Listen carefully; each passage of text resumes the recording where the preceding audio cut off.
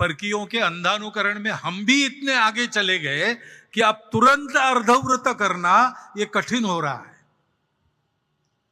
और ये घटनाएं बताती है कि त्वरित आवश्यकता है। कुछ तो हमको ऐसा रास्ता खोजना पड़ेगा जिससे हम सही रास्ते पर वापस आए। देशवासियों के परिश्रम की बहुत आवश्यकता है, लेकिन उन परिश्रम तो कर रहे हैं। 75 वर्षों में ये स्वतंत्र देश, जिसके बारे में चर्चिल महाशय ने कहा था कि स्वतंत्र होने के बाद आपस में लड़के खत्म हो जाएंगे, शायद फिर से हमको न्योता देंगे आओ और राज करो, उनकी भविष्यवाणी को हमने असत्य सिद्ध कर लिया। अभी तक चले।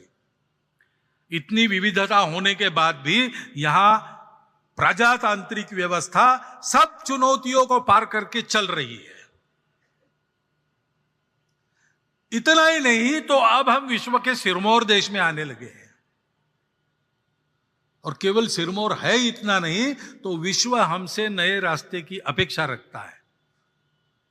यह सब हुआ है तो हमारे देशवासियों के परिश्रम के कारण ही हुआ है। वो क्षमता हम में है, लेकिन क्षमता को जो दिशा चाहिए उस दिशा को अभी भी हम पकड़ नहीं रहे। हमको मालूम है वो दिशा है, क्योंकि सारी दुनिया आप जान गई। उसके लिए दृष्टि जगानी पड़ेगी, उसके लिए परिश्रम करना पड़ेगा, संस्कार देने पड़ेंगे, परस्पर व्यवहार में संयम बरतना पड़ेगा, विवाद से नहीं संवाद से काम लेना पड़ेगा। इतनी सारी विविधता है, वो अपने वैशिष्ट्य है, वो अपने अलगाव नहीं है। हम सब ऊपर से विविध दिखते हैं, लेकिन अंदर से हम सब एक है, भारतवासी है, भारत माता के पुत्र है।